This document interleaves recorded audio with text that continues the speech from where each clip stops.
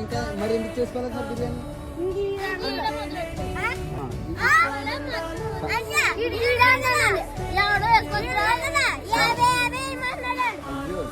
Only ఓ పని చేద్దాం, ఇప్పుడు నేను తీసుకొస్తాను తింటారు కదా చక్కగా వచ్చింది.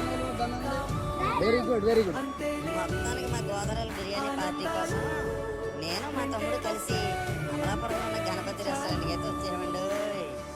2 బిర్యానీ పార్సిల్ మా గోదావరిలో స్పెషల్ అయిన ఆర్టోస్ డ్రింక్ కూడా తీసుకున్నామండి. వాళ్ళ పార్టీ కూడా ఏంటో చూద్దాం రెండోసారి.